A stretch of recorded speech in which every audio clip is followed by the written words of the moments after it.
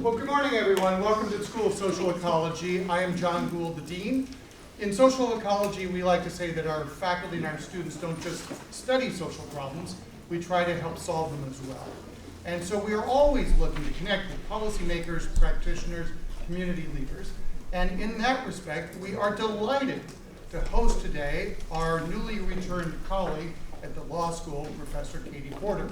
If there is any speaker that I will introduce this year, she's probably someone who needs almost no introduction because you all know that she was, until just last month, our congresswoman for this district. The one little thing I will add as a tidbit is that she is originally from Iowa. I'm originally from Illinois. The fact that we are this close to one another and getting along is really quite impressive. But she has gracefully agreed to come talk to us today. She has 3 thoughts on 2025, but mainly this event today is an opportunity for you to ask questions and for Professor Porter to answer them. So I'm going to turn it over to you. Thank you so much, Dean Gould. I wanted to share with you 3 things that I have been thinking about, and maybe I'll say 3 things in one feeling that I've been thinking about in the wake of the 2024 elections. And I hope these 3 things prompt you to think about them, but also to ask yourselves, what are your takeaways? And so let's start with the feeling. I think the feeling that a lot of us feel is worry. Worry about the direction of our country. I think even those who supported President Trump, while there's some elation on their part, there also is some worry that their gains are going to be short-lived, that the polarization is going to bounce back and forth, and that is ultimately very, very destructive. So I just want to acknowledge that in this time when you feel worried, I think the hardest thing is to figure out how you continue to think. How do you continue to engage? How do you continue to learn when you try to do that, what you feel is sort of an overwhelming emotion? And my tip for you on this, which I think as a professor I feel very good telling you, is to watch less and to read more. And that's just partly because your brain takes the information differently when you read it. And so to everybody who is watching TV, please turn it off. I don't care what station you're watching, and instead read. Read and talk. Because that is our path out of this. Our path out of this is not going to come to us from some commentator on MSNBC, and you're talking to someone who's, I think, on tonight. So it's not that I don't believe in it, it's just that I think that's my how to navigate the feeling. All right, let me tell you 3 takeaways I have from the election. First is that we're in the middle of this sort of, I think, this cycle that didn't used to exist 6 or 8 years ago, in which both Democrats and Republicans have a reward structure to play to the extremes of their party in a way that then leaves them somewhat bewildered when they can't connect with the actual swing voters that decide elections or the actual voters that stay home in any given election. What do I mean by this? So I grew up in Iowa. I've seen every ding-dong who wanted to be president for 30 years up close and personal as a kid. And in the past in elections, going back even to 2018 when I first ran, you pretty much for a year and a half bunkered down, raised money, tried to learn how not to say anything stupid to a reporter, right? And then the 6 months out from the election, you began to connect with voters, the voters that you needed to win your race. That was the traditional path. So when you kind of turned on your voter-facing engagement as a candidate, you were thinking about winning, and you were thinking about the voters that determine elections, okay? Now, in the last 4 to 6 to 8 years, the constant reward structure from your base, from clicks, from likes, from donations online, $1 or $2 or $3, from getting onto the increasingly partisan podcasts and cable TV news, causes people in both parties to constantly, every month, every week, it's not just near election, it's all the time, have this reward structure from playing to the most loyal, the most engaged, the most committed members of their base. You do that for a year and a half, almost 2 years, and then come July or August and you start to think about how are we going to win? Democrats, how are we going to win? And we're surprised that we don't know what swing voters are thinking. We're surprised that when we talk to them, they don't react well to to our message. We're surprised that they say back to us, I don't feel like you've talked to me or connected with me for a year and a half because you were busy saying things that made people who already agreed with you happier and more engaged. So that's the first thing. We have to really recognize that there is a sort of a structural ecosystem, a change in how we raise money. And I believe in raising money through grassroots. I don't want to suggest it's a bad thing. I'm just saying it leads to this kind of desire to be a folk hero among your base that can sometimes cause you to lose sight of the voters that you're going to need to actually be able to win. Okay, and so I think that's something that we should think about, and how do things like grassroots fundraising and increasing polarization of media, right, in which there are no in-between stations, everything is a Republican-leaning or left-leaning or right-leaning, whether it's podcast or TV or the like, how does that change whether we see the very voters who most need to hear from us, that we're at work, that we care about them, that we understand their challenges? How do we build more structure? This is a challenge, I think, for all of you. How do we build more structures to connect elected leaders, particularly in safe districts, of which every time there's redistricting, there are more and more deep blue and deep red districts. Now, I never got one, but I've heard they're out there. There are more and more of those. And so more and more of our elected officials are living in that. My job is to sort of make the base feel like they're really hitting it.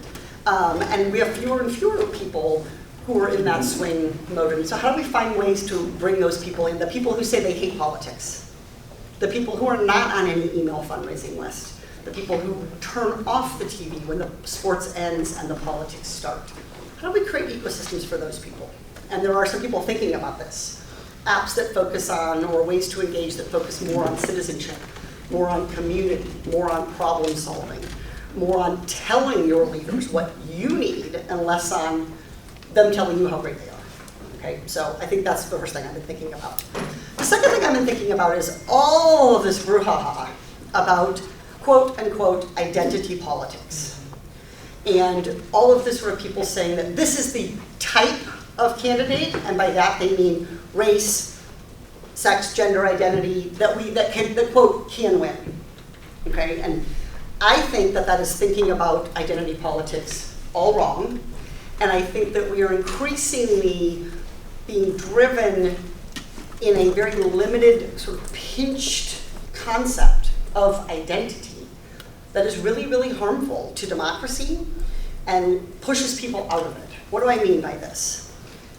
In the last couple election cycles, we saw this both, I would say, from Trump and from the Trump campaign broadly and from the Harris campaign. A lot of focus on race, a lot of focus on immigration status, focus on abortion and sort of whether that applies to you differently as a woman. Big demographic categories in which we lump voters.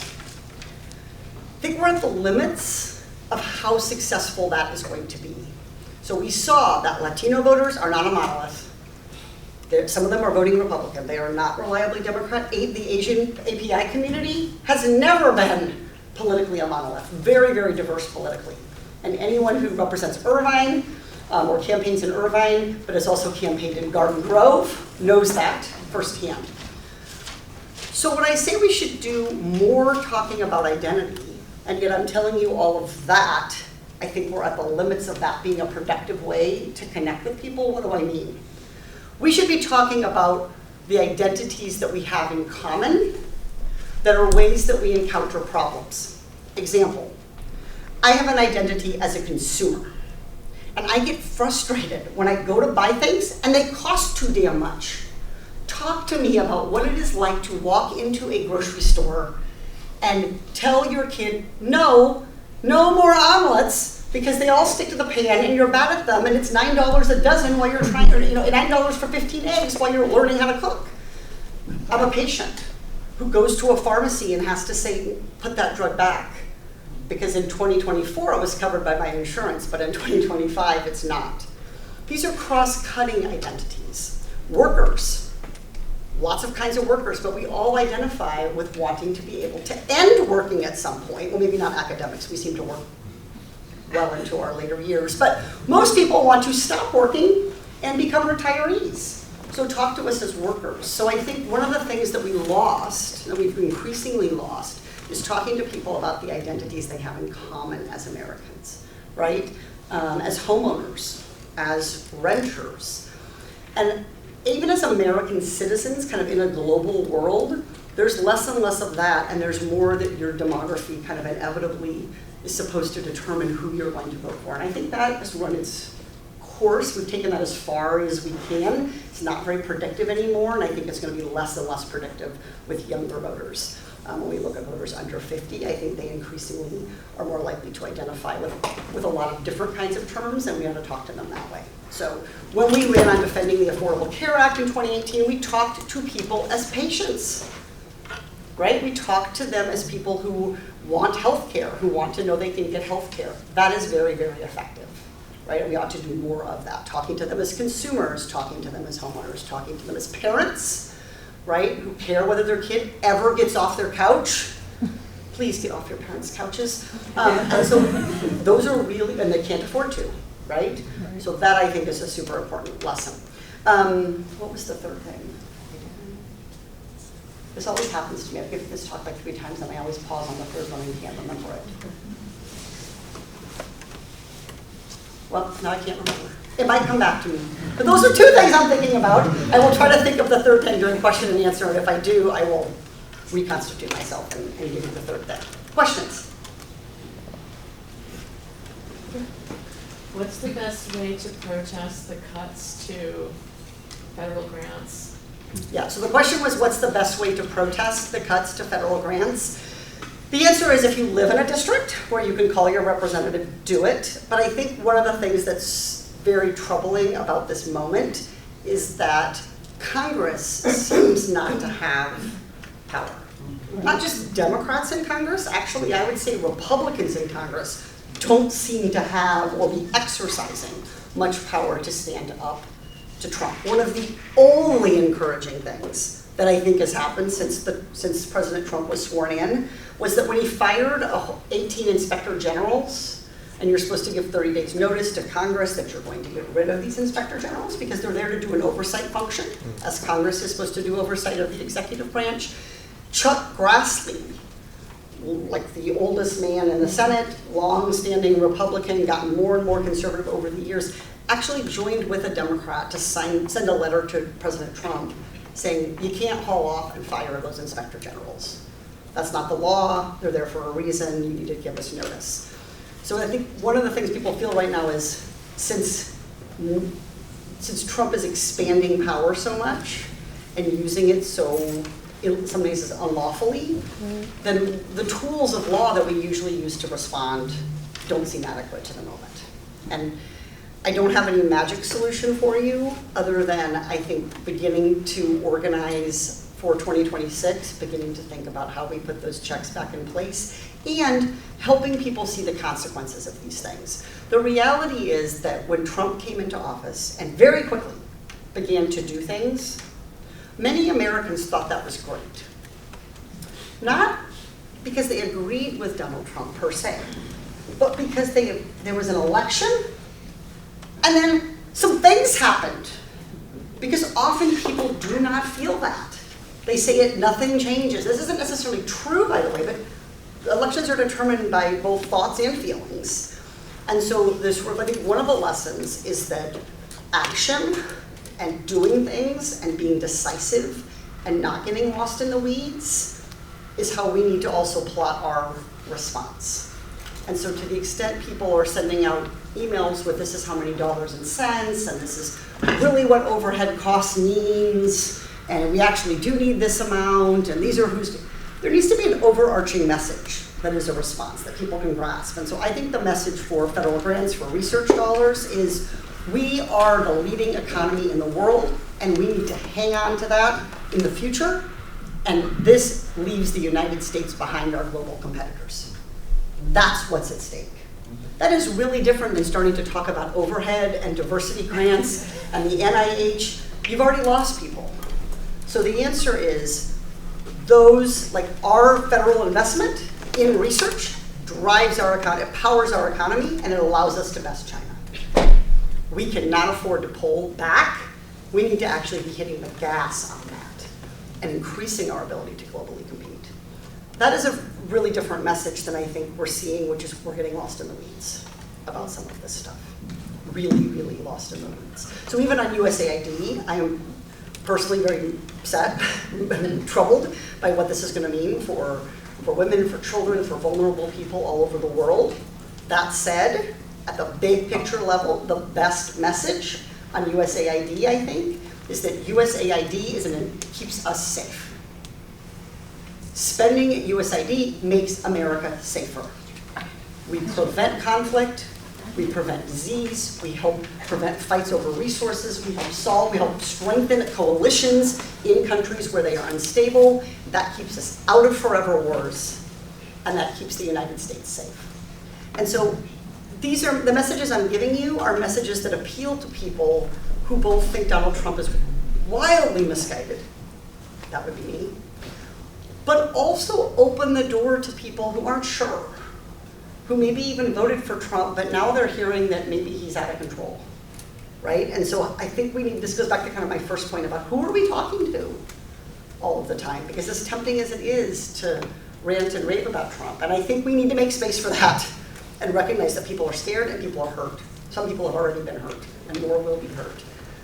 Our best message is one that invites every single American to get on board with us, with our values, with our decision-making, with our leadership. And so I think you have to walk that line, and Democrats get too far in the weeds. They get too far in the weeds. So if you're starting to explain everything that USAID does, no one cares. What does USAID do? Keeps us safe. Find me a voter who doesn't want to be safe, right? What does investing in grants and research do?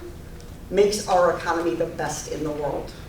Aside from a few bankruptcy lawyers who make their money when things tank, everybody would like to have the best economy in the world. So how do we create messages that are directly responsive, but that maximize the number of people who see it as their problem and their issue?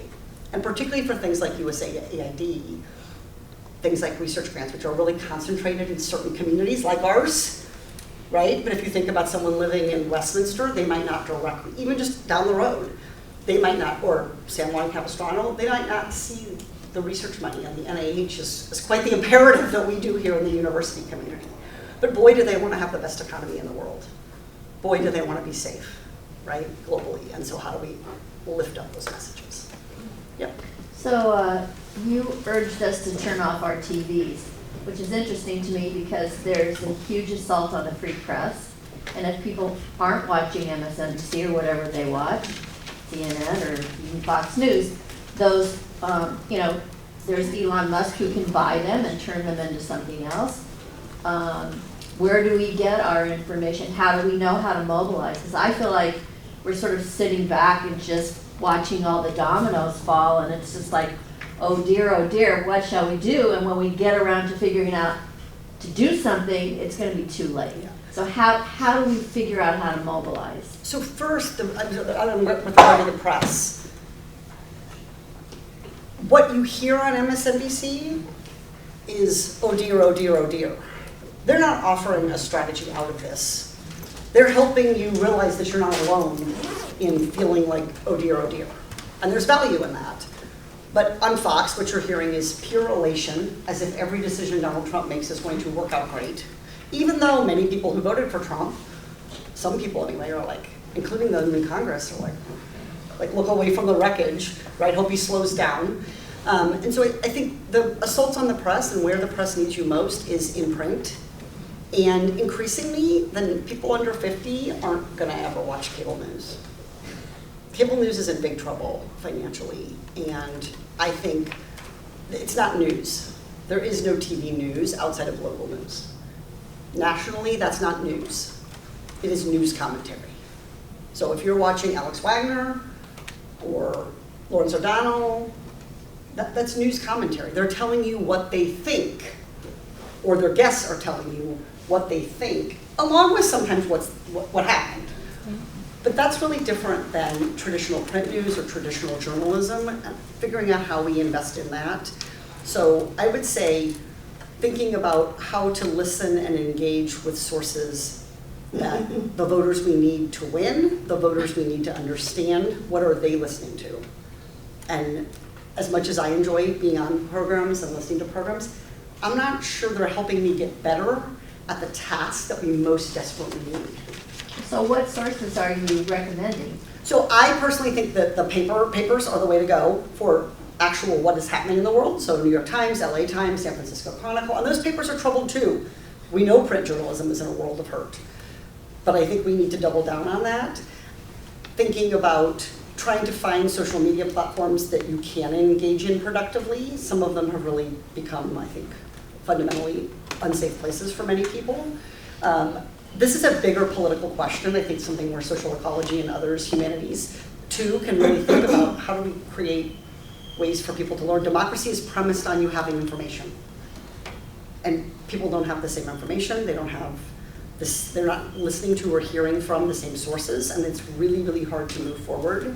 So I think one of the things elected officials have to do, or we have to do, is we have to create some of that foundation for people. And too often when we answer questions, we assume that they see it the way we do, or that they completely disagree, right? So when I gave that USAID pitch, you probably knew how you felt about USAID in this room. But I don't know if you thought about it as keeps us safe. That fundamental, and so I think giving people that background is important. Yes. Could Trump's 100 signed initiatives in the first day or so be a simple distraction from 2 Supreme Court nominees that will be coming up, or a presidential third term? Oh, I mean, I think all of those things are on the table as risks, but I don't know that it's a distraction. I don't think that they think that they don't need to distract us. They have all the power, I think, is how they think about it. So they're not like, oh, look over here while we go sneakily do something else. Part of their strategy is to be very visible doing things.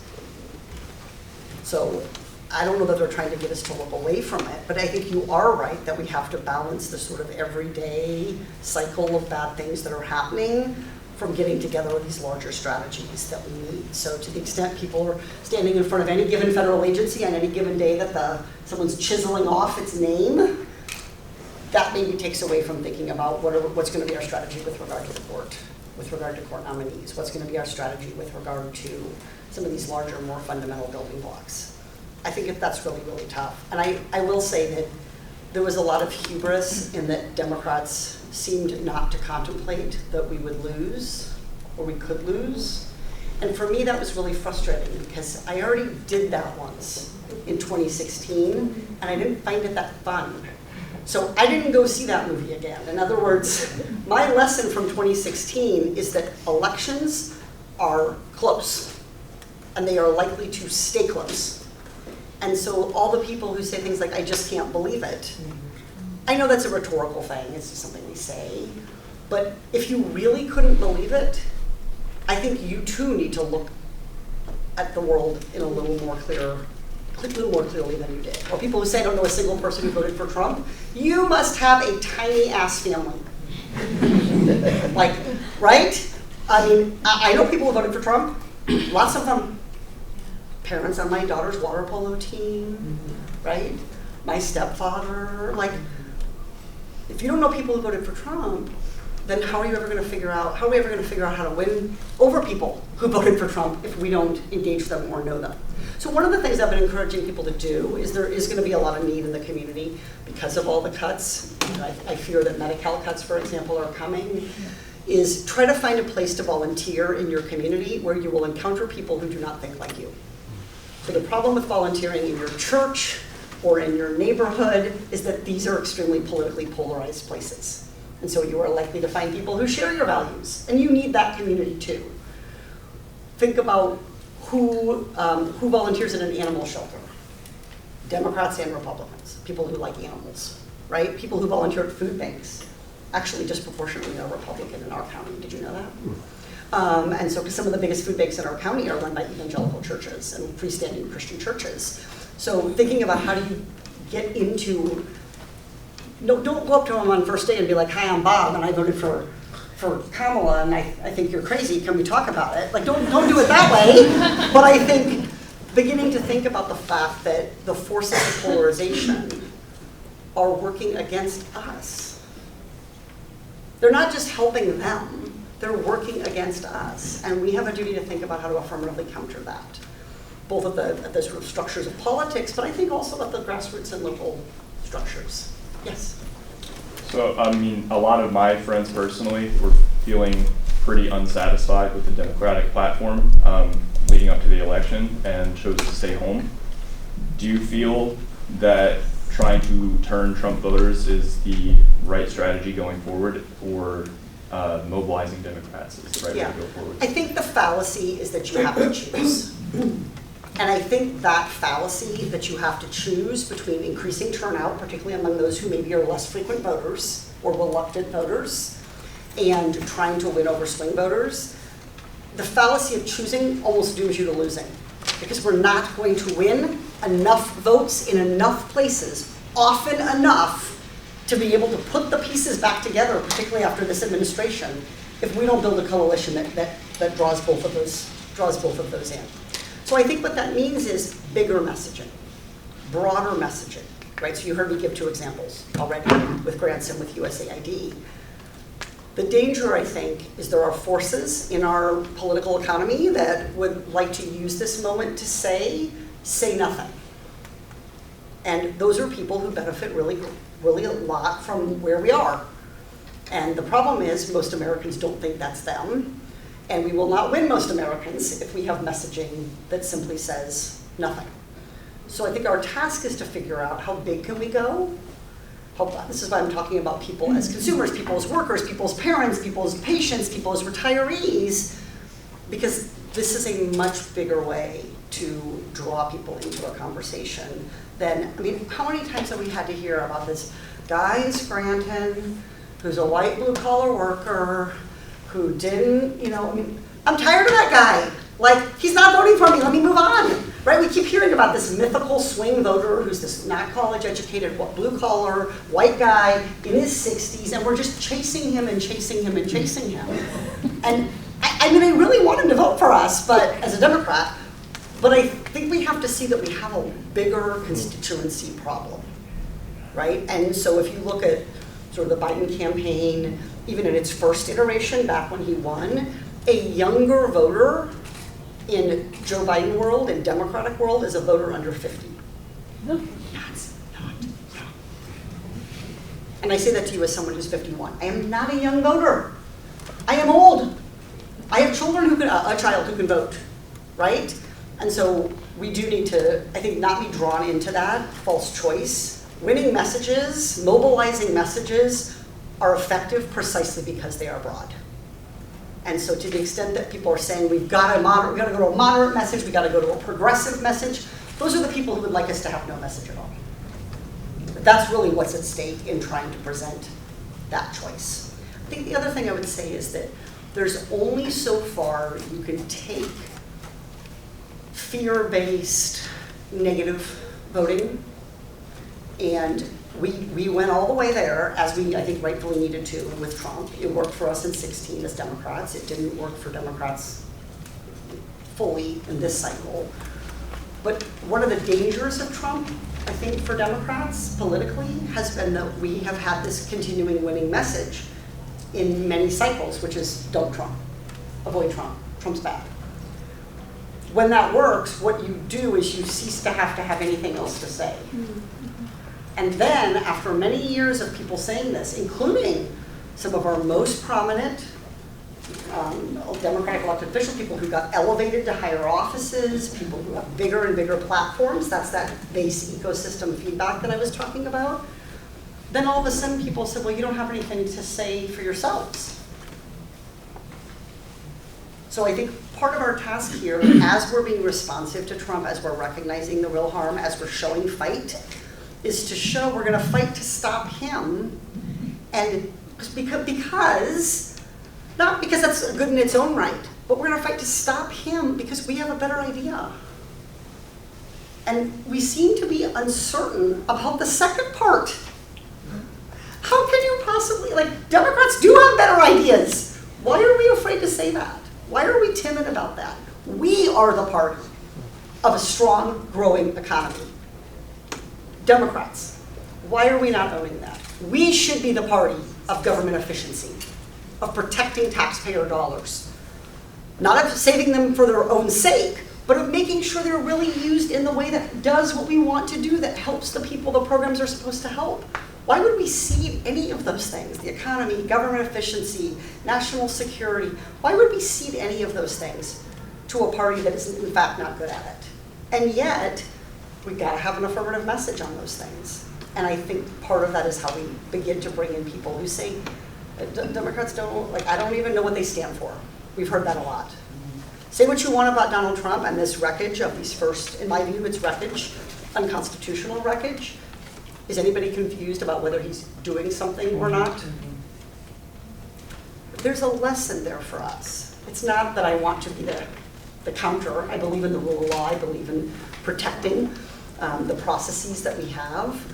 But there's something we need to think about there, which is that how do we demonstrate that we actually do things? Because it is true that President Biden did things that helped people. If you know a diabetic who's getting $10 insulin, they will tell you that, right?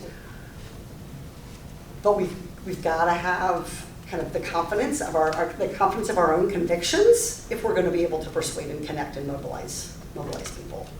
Because at the end of the day, this is about leadership. And it is very hard to lead when you're literally on your heels.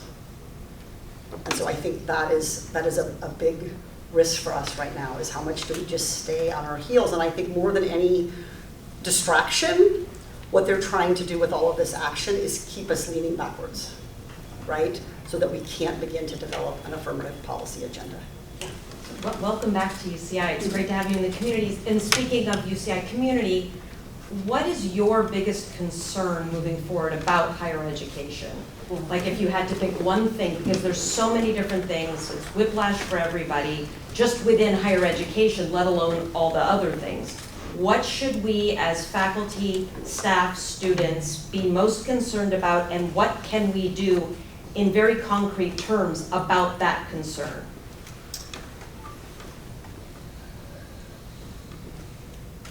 The thing that worries me the most is the bedrock principle of the enterprise, which is trying to get to correctness, get to learning, right?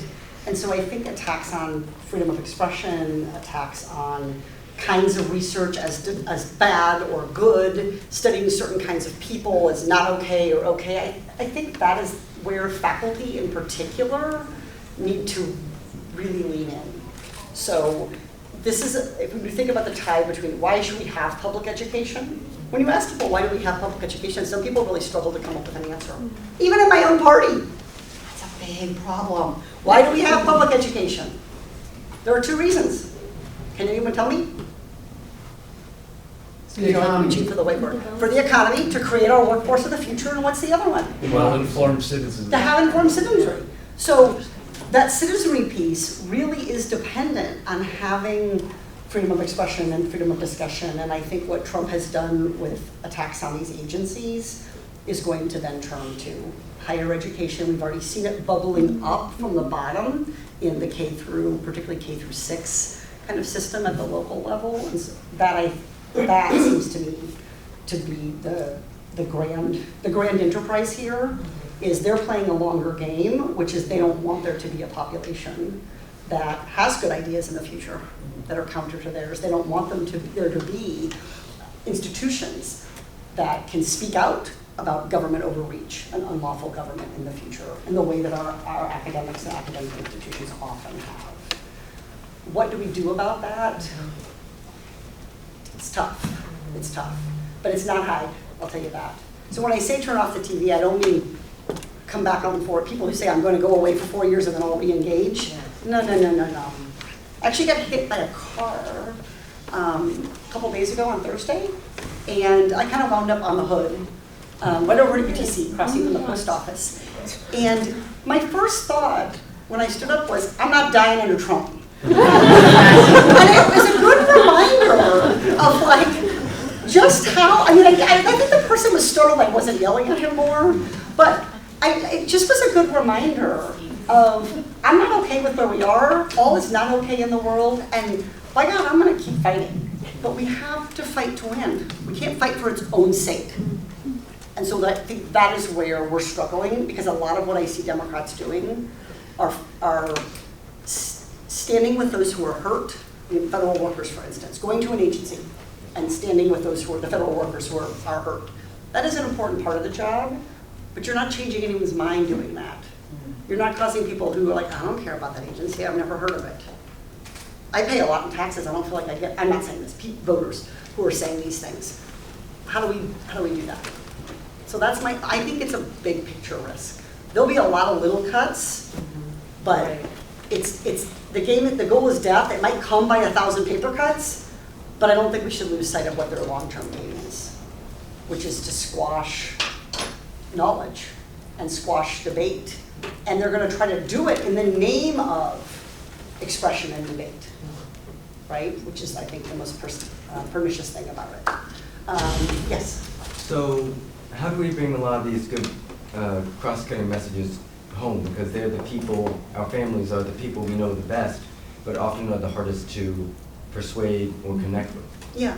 I actually talked about this on a Zoom I did at Thanksgiving time, and I said, so let me tell you how to survive Thanksgiving with your relatives who either are not going to vote and you can't understand that, or are going to vote for the person you think is the wrong choice, how to think about that. Do more listening. When you knock doors, and you really have knocked a lot of doors like me, and you've knocked doors in Huntington Beach, and you're still standing, you've learned a few things about how to do it. Most people, when they knock a door, and the first words out of their mouth are, hi, I'm here on behalf of candidate, and I would like to ask you to vote for candidate, and they hand the literature. That is a fine message if all you're trying to do is remind someone to vote, who's already made up their mind. That is not how to canvass or how to persuade people who are swing voters. You say, hi, I'm here to talk about the upcoming election. What are you worried about? What do you think is at stake in this election? And then be quiet and listen to them. Because you'll learn something that you will take not only in that conversation, but to the next conversations that you have. So if somebody says, I'm worried about homelessness, you can say, do you think it's affecting crime? Do you think it's a social problem? What do you want to see? What kind of solutions do you think would be effective? We got to do more of that. And the time to do that is not the week before the election. That work has to come sooner. So I think going into conversation, you can argue absolutely your core principles without ever saying the words Democrat or Republican. Talk about what you think is right, listen to what they think is right, and be responsive. But when we say, when Democrats or Republicans, and this is going to be the doom of Republicans too, by the way, to the extent that they have made such a purity test for what it is to be a Trump Republican, to the extent that they are purging their own party, this is doing us a favor. Because they are failing to do some of this too, and it will run its course for them. I think the question is, are we ready as Democrats to scoop those people up and to bring those people in? And so you cannot start conversations with, I know you voted for the wrong person, but let me tell you why you're wrong. Do you want to be in that conversation? So think about how you would want to have that conversation and ground it from there. But I think this is the listening time, right? And so I think one of the things that's challenging about what Trump's doing right now is it's also a time for action because so much harm is coming at us so fast. Part of what we have to do is simultaneously be willing to listen, not just to the swing, but not just to that guy in Scranton, may he please vote Democrat in 2026 and 2028, but to all of the voters, all of the people who don't vote and who maybe vote sometimes. And those are folks that we really have to do more listening to and less judging. So asking people how they feel, even asking Trump voters, like, how do you feel it's going for President Trump? And some of them might say, amazing. This is everything I wanted. It's good to know that. if that's really how they feel. Some of them might say, well, I still like the guy. I see him, kind of cutting red tape, but I also heard that it might really make our economy bad with those tariffs. Then you have an opening, right, to start having those conversations. Yes. So a lot of young people get all their news from social media. Yeah. And the problem is that there's an algorithm that serves them the news, and it's not trying to achieve fairness by any means, but it's trying to maximize profits. So I'm over in the engineering quadrant. I have students who are voters who never read newspapers, who don't watch TV. They get all their news from social media, and we've sat there and compared. They get totally different views of the world. What do you do if, Elon Musk controls one of these big things, and if the U.S. government somehow brokers a deal to take over TikTok, that's going to be state media. This is where I think the challenge is. It's not getting people to tune in to yesterday's media, right? I wish well to cable news, but I don't think that's the answer. I think the answer is we're going to have to create different platforms. Maybe they're social media built. Maybe they're driven by something else. Maybe they're driven by community. I don't know. I don't have the answer to that. But 6 years ago, a friend of mine ran one of the largest, most powerful foundations in the world. And he said, this was 2019, I'd been in office like a week, and he said, what do you think we should do with all our money? And that was my answer. Build an app, build a place for people to connect on political issues that is devoid of some of these algorithmic information pushing, and he should have done it. I'm just saying, I stand by that idea as a good idea. So I think this is the real challenge. Because you can't even audit what's happening on this. But I'll tell you one thing I think is happening is that to the extent that that is true, what I see from elected representatives too often is you can't even talk to those people because they don't have the facts. Okay? Or you can't even talk to them, they don't even know what truth is. You can't give up. If they're that wrong, you better get to work, not give up. And so there's a lot of that, and then because there's this place where you can go, where you can go back and connect within your own party and get dollars. And I see Republicans doing this too, by the way. Like fairly thoughtful Republicans who will go and do and say or think or something that is quite far to one extreme because they want the fundraising, because they want the social media, because they want to be on cable news, because they want to run for party chair or whatever it is. Not party chair, but it's a leadership position. Those structures are problematic. So I think the fallacy, I don't know what the answer is to that, but I think there's lessons for AI in how we think about AI that we need to not repeat some of the mistakes we made with social media, which is this idea that because we couldn't do the coding ourselves, we as policymakers shouldn't regulate it. I mean, I can't send a person to space either by myself, and I felt comfortable voting for NASA funding, right? So that's one of the things that is emerging increasingly is this effort of technology writ large to basically say to policymakers, you don't have any choice but to trust us because you yourself don't understand this technology. And the response to that is, I don't understand the technology, that's your job. I understand how this technology is affecting our society and economy. That's my department as an elected leader.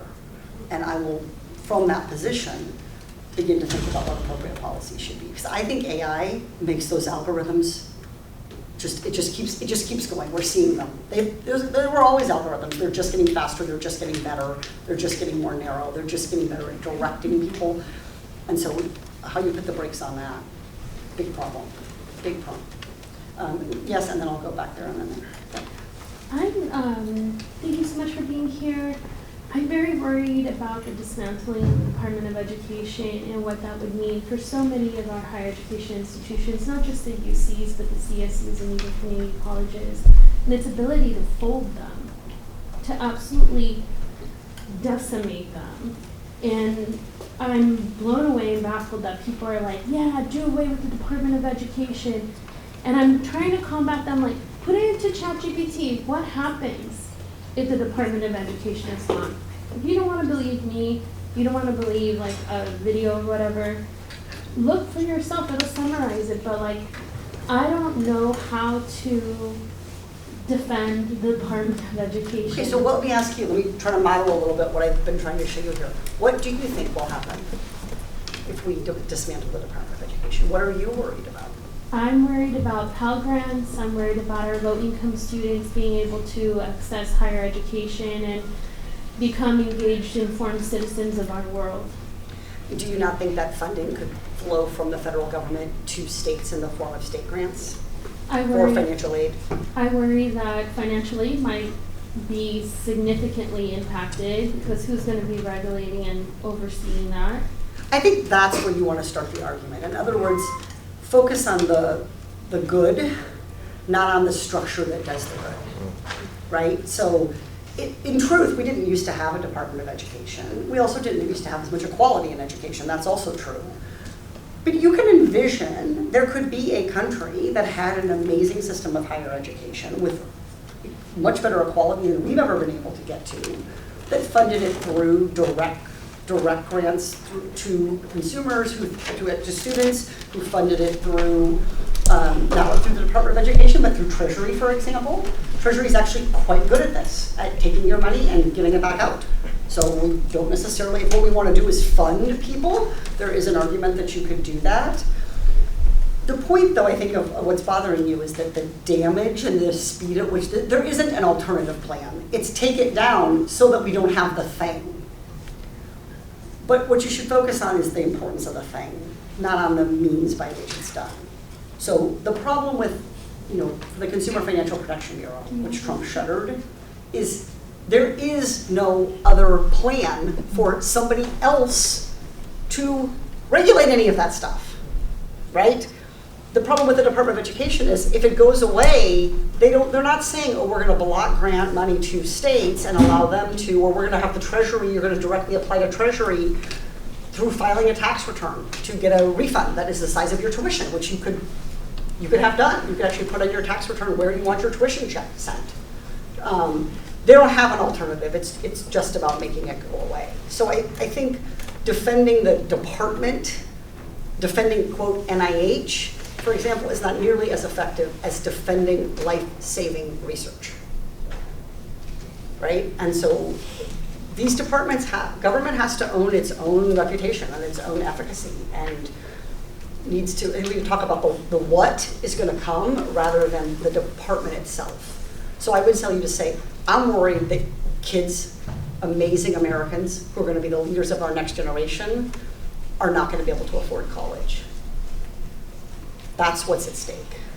And I think that motivates people in a different way than the department, right? We all know how we feel about department meetings, right? Well, one of the great blessings of the law schools, we're both a department and a school, so there's one less layer of meetings that I have to go to. We seem to have made up for it by having 2 or 3 times the number of faculty meetings, but that is neither here nor there. Okay, in the back.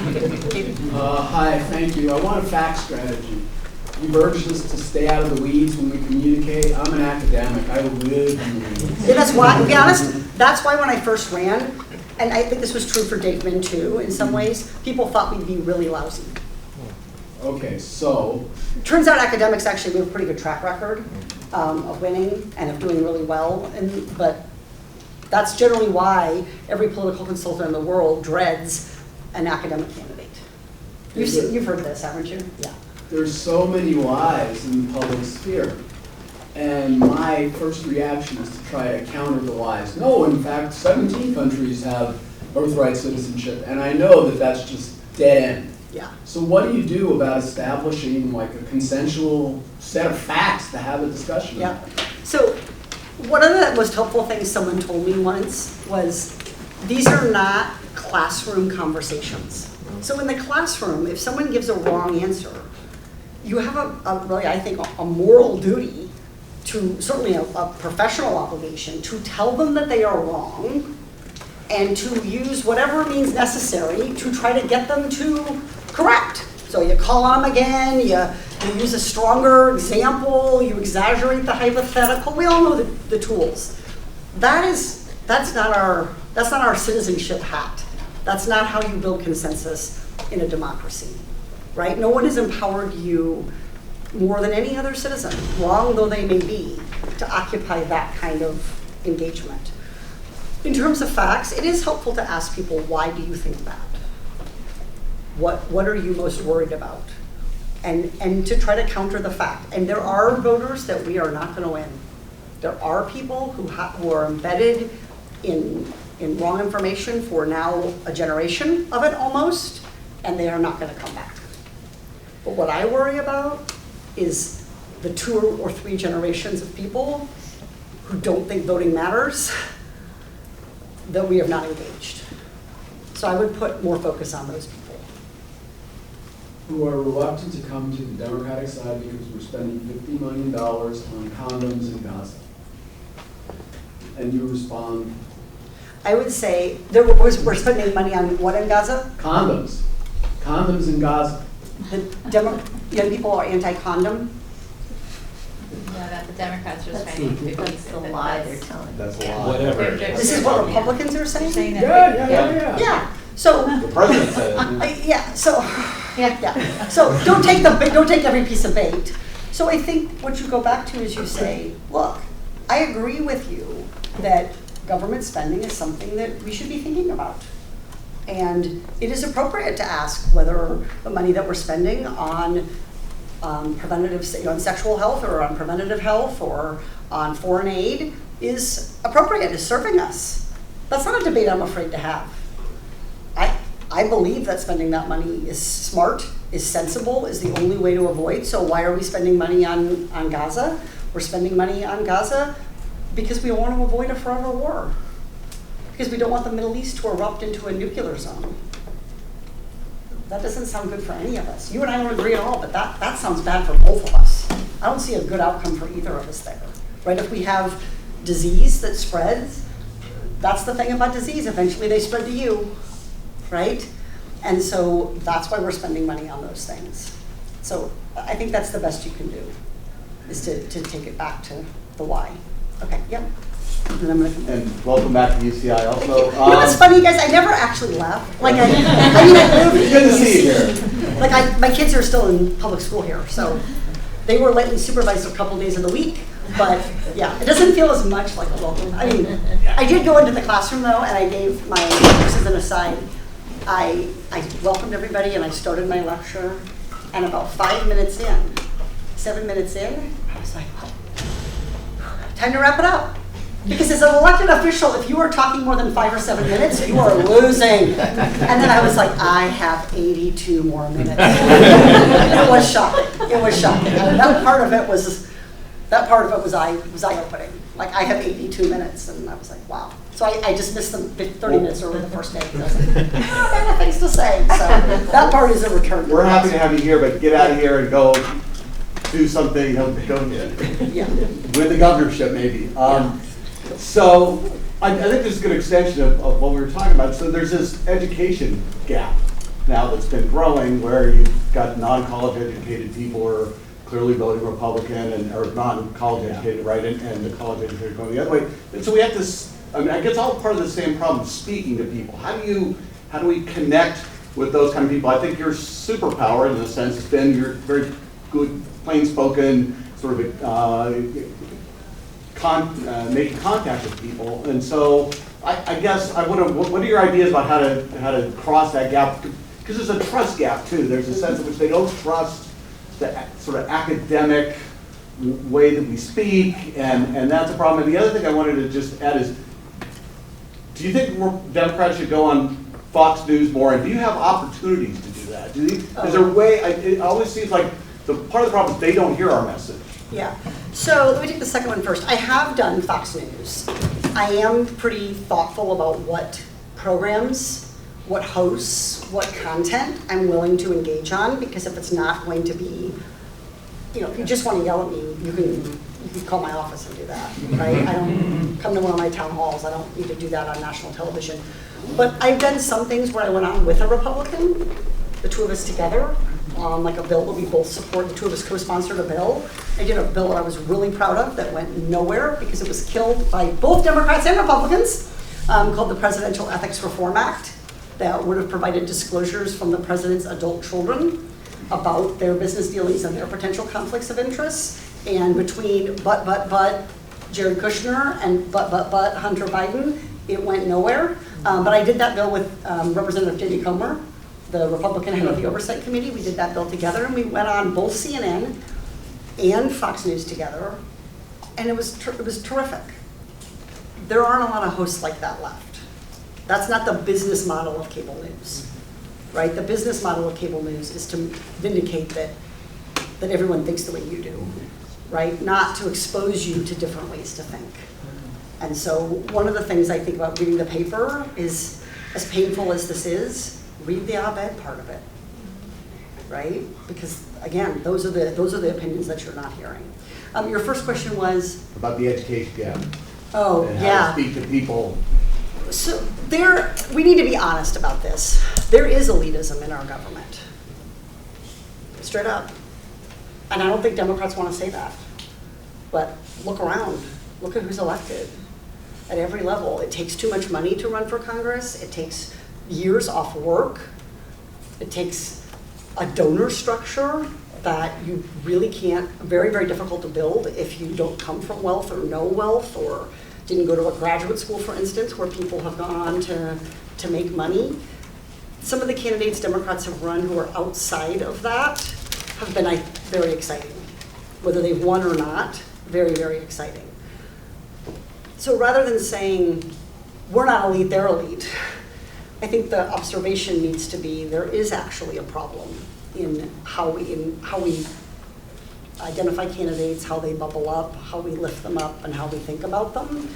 And we ought to think about how we can change our structures of politics to do that. Republicans did this in Congress several years ago. They said you cannot be a committee chair for more than 6 years, 3 Congresses. So if you're the chair of the Agricultural Committee for 6 Congresses, or even if we're in the minority, if you're the ranking member, whatever combination of 6 years, you're done. You can go be on some other committee and work your way back up. Democrats have had some of the same people chairing our committees for 20 and 25 years. That person may be the most salt of the earth, working class person. They're not, but they could be, right? But 25 years in Washington changes you. One of the reasons I felt okay about being done with my time of service is this time back in the community will make me even better, right? And I really care about this fight, and the stakes are really, really high, and I want to win, and I want to be really, really helpful in helping us win. And to do that, I can't just keep hanging around with the same 20 Democrats that were elected 18 years ago. I need to do things like go to Walmart and, buy a bad cake for my daughter's school party or whatever, and talk to the checkout, talk to the cashier when I'm ringing up. Those experiences and how we structure our time in Washington, there are things that we could do to help with that problem, and we've been moving in the wrong direction for quite a while. As elections have gotten more expensive, as the expectation has come that you will, we're just not, there are a lot of structural fixes to that I think we should think about. But I don't think we should deny that our elected officials are mostly Americans in the top bracket of something. Right. Education, income, generational wealth, homeownership, whatever, business ownership, whatever rate you look at, they're mostly in the top. And that I think leaves some people feeling like I don't see anyone who sees me. I'm supposed to see them on TV, on the door card, on the email, but they don't, how do they see me? And that I think that's there's some fair critique there. You need to hear that critique and not just reflexively say, no, it's wrong. You need to ask yourself, what can we do about that? And how can we start to fix that? Yep. Yeah, thank you very much. It's nice to have you back. You mentioned there being a different genre of interaction or when you're persuading a voter than when we're in a classroom. And I'm really curious about this idea of different genres of talk, particularly in the context of when I'm watching folks on the other side of the political spectrum on Fox News or on any channel, and I see what I call hypocrisy or lies or anything like this, I'm constantly wondering, what is the genre? If truth isn't the genre, if that's not what's going on, what do they think is going on? So that I can watch as an informed watcher, understand what the game is. If you could speak to that a little bit. Yeah. The lack of truth, I think you have to start with how do you get them to truth, Yeah. right? And so, and not everybody is, this is my point, not everybody is persuadable at this point. That's a sad reality. Some people have enough. I mean, I remember having a conversation with my ex-father-in-law, the time he was my father-in-law, about weapons of mass destruction in Iraq. For some of you remember this.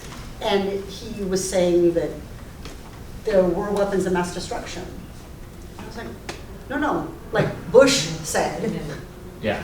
there were not Yeah. weapons of mass destruction. Right. Like, that's your guy. And he was like, no, there were. I mean, he's at a Trump rally. Like, I didn't win him, Yeah. right? Yeah. But I think the larger thing is there are voters that you can bring to truth, but you have to bring them there by listening to think about why they are willing to believe that's true. Mm. So what is it about their life that they might believe? So when people say the Department of Education spends all its money on DEI, what is it about their life? Maybe that they couldn't afford to go to college and couldn't navigate the system of grants that leads them to feel like the Department of Education isn't doing that, so they're open then to the idea that they're doing something else, right? So President Biden, people who said, well, there weren't, the economy wasn't strong. We had this fight so many times. The economy wasn't strong. You're not going to win arguing with someone about whether the economy is strong. The right question to say is, what are you worried about economically? Well, I'm worried I'm never going to be able to retire.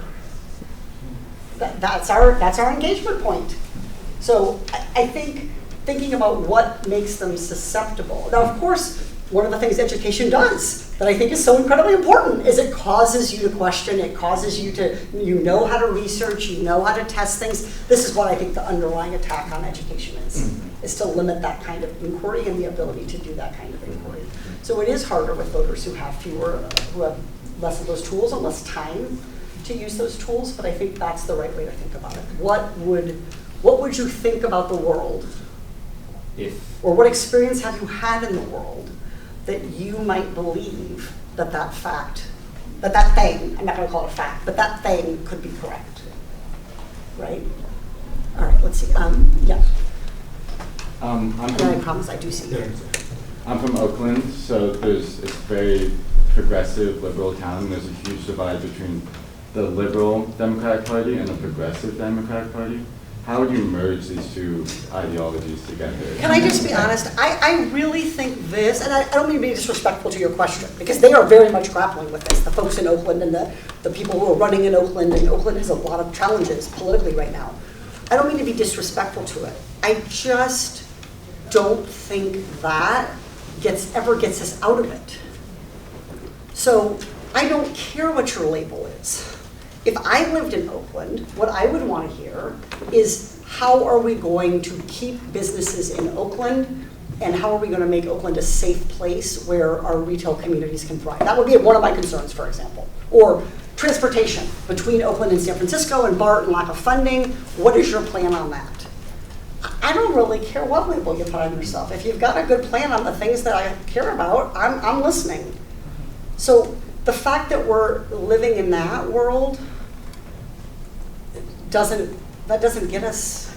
Then when people say to us, what are you actually going to do to make my life better? Well, we decided that we're liberals and not progressives. Do you feel motivated to vote now? I don't think so. I don't think so. So for the same reason that I wouldn't get into this progressive moderate back and forth, I would really say what I'm looking for politically, what we need to be searching for politically is fresh, energized, creative communicators. If you really want to know what President Obama was, he was not, in my personal opinion, a policy genius. Particularly on the thing I study, which is mortgages and foreclosure. Recall that didn't go super well. During there was run-up that caused it, but it was not a soft landing, let me just put it that way. So that's what we should be shopping for. And I want them to come in all different So Marie Gluesenkamp-Perez, the representative from Washington, if you don't know about her, look her up. She takes lots of votes that I think are wrong.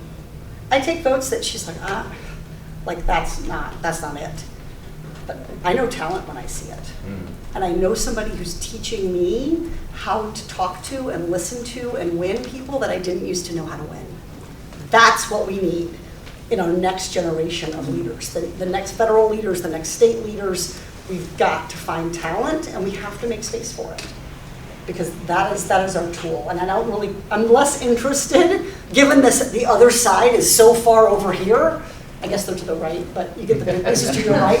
Given that the other side is so far over here, I'm willing to take a really big range of people and viewpoints over here if they're really good at it. That's my benchmark. If they have a fresh idea, if they have ways to communicate that engage people who didn't used to listen, if they have a policy idea, I mean, I know the third thing. It just came to me. He's going to cut me off. I just remember the third thing. I'll say it really quickly, I promise. The third thing was this. I'm so glad I got to it. This was really bothering me this entire time. It's like wearing uncomfortable shoes and not being able to concentrate. The third thing was bugging me. One of the biggest things people in government are short on is what? People often say backbone, right? Whatever. Courage. Charisma. Good ideas. Good ideas. And boy, is this where we as an academic community need to get in the game. If you are not taking your research and figuring out how to translate it to the world of political and policy ideas, you are leaving change on the table.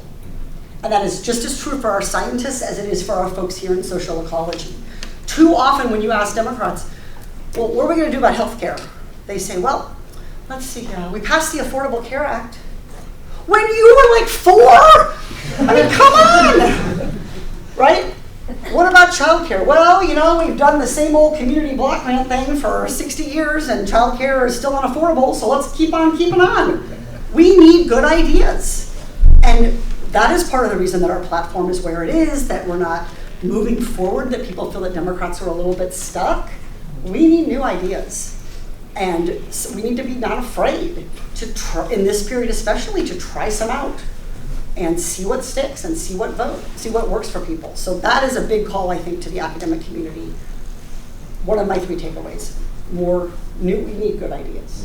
And that is incumbent on all of us, but particularly those of us who are experts, to generate those ideas and then figure out how to get them into policy streams. Thank you so much. What a wonderful point to end on.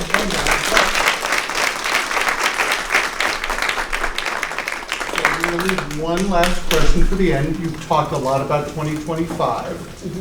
Is there anything in store for 2026 that we might want to be paying attention to? I think you should pay attention to everything in 2026.